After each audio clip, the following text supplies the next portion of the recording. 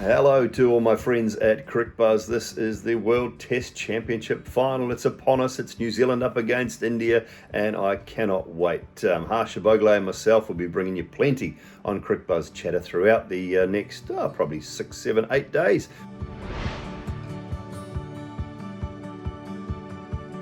Today it's just about a bit of SWOT analysis actually on Cricbuzz, just looking at New Zealand's strengths, New Zealand's weaknesses, where I think they might be better, where I think they might be able to be found out a little bit perhaps by India. If I look at New Zealand's batting from first and foremost at the top of the order, the inclusion of Devon Conway has made a massive difference. I think it's really given New Zealand just that little bit that they needed at the top of the order. Tom Latham's record is very, very good considering he plays half his test matches at home in New Zealand on fairly green surfaces, averaging over 40 for an opening batsman in New Zealand. I think is great. He's needed a partner. We've found it, I think, in Devon Conway. He's a superb player. He's had a great start to his career as far as the test match at Lords is concerned, and backed it up with another 80 at Edgbaston. So brilliant to see Devon Conway in the side.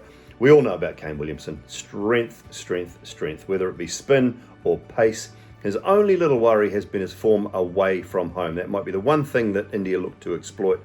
And then Ross Taylor bouncing back in Birmingham into some form as well. So that's really nice from Ross Taylor's point of view. That 80 that he got, he fought really hard in the early part of that innings and came right in the back end of it, and hopefully he carries that form through to Southampton as well.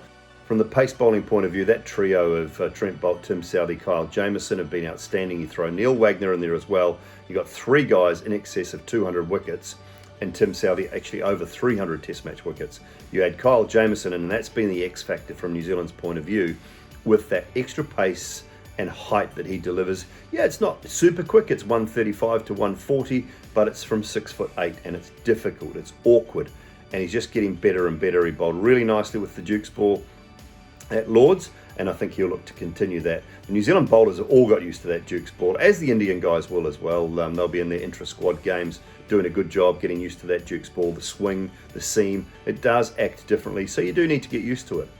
The weakness, the one weakness from a New Zealand point of view that is probably a strength from an Indian point of view is the spin bowling. And what do New Zealand do with the spin bowling option? I'd love to see them play Ajaz Patel. He's New Zealand's best spinner by a stretch. Just pick your best 5 bowlers and be done with it. I'm guessing that's what India are going to do. Pick their best 5 bowlers, and they'll have Jadeja batting 7 and Ashwin batting 8, which is nice because they can both bat. New Zealand possibly don't have that strength if they leave a de Grandhomme or a Daryl Mitchell out. BJ Watling's last game, it's going to be a huge send-off for BJ Watling. He would love, and the team would love, to go out on a high for BJ Watling. He's been an incredible part of this New Zealand side for a long time now. Brilliant wicketkeeper, great team man, and one of the nicest guys in that New Zealand setup. So, I've mentioned Devon Conway. It's a huge stage for him. It's going to be daunting, I know, but at 28, 29 years of age, he's been there, done that at the domestic level, and he knows his game so well. And I think that's one of the beauties of starting perhaps later in life. He's had to sit out his time. New Zealand knew they were onto a good one, and for me, they've given Devon Conway every opportunity. He's been so successful at the domestic level, and he just looks like a standout type player. Kane Williamson, the skipper, look, I mentioned his only worries, I guess, are just that little bit of overseas form that he's lacked in the last little while. Hasn't been anywhere near as good overseas as he has at home, but he's a big stage type player, and he will be relishing this opportunity to captain New Zealand moving into a World Test Championship final, and maybe put to bed a little bit the thoughts and the memories of that Cricket World Cup final at Lords. I'm pleased we're not playing at Lords, actually. It's quite nice. So maybe he'll be able to erase a few of those memories, and they'll all know, or this whole New Zealand side will know exactly how tough this test is going to be. This is a very, very good Indian side. It's a world-class Indian side, and that they know is going to be very, very tough. When we look at the threats from India's batting point of view, they start well, generally. What do they do with Rohit Sharma, with Shubman Gill at the top?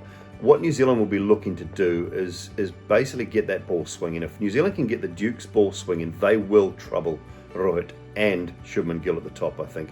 and Pujara will end up being one of the keys, as he so often is in tough conditions, in swinging conditions. If New Zealand get it wrong, go too full and allow Rohit and Sharma to drive too often, then they could find themselves in trouble early. The Duke's ball tends to swing later in the piece when the lacquer's gone off it, and to me that might be an opportunity for India to push on a little bit and be quite aggressive up front when it's not swinging anywhere near as much, because when it does, that lacquer goes around that 15th to 20th over, it actually starts to swing more. So that could be one of the sides, but India's got a daunting batting lineup. When you look at Pujara 3, Kohli 4, you'd think Ajinkya Rahane 5, Rishabh Pant 6, and then Jadeja Ashwin at 7 and 8. It's strong, it's powerful, it's got shots all around the ground. The one good thing I think from a New Zealand point of view is the top 5 are right-handers, so that will mean that Bolt swinging it back in, Southey swinging it away, Jameson swinging it away will probably prefer that. I know that they don't mind bowling to the left-handers, but the right-handers do set up quite nicely. India have the spin advantage, clearly, and that's the threat from a New Zealand point of view. The little I've seen of Devon Conway, he plays spin well. I think Tom Latham's one of our best players of spin. We've seen that with his addition to the middle order of the one-day game. That was part of the reason for Latham batting at 5 through the one-day games, is that he plays spin quite well. Williamson, we know, can play spin. He's got hundreds in India, and he can play spin very well. So that's the one area that I think India may look to dominate a little bit more. 2 world-class spinners looking to maybe tie New Zealand up and provide that real bit of change, that real point of difference in this setup in these two sides.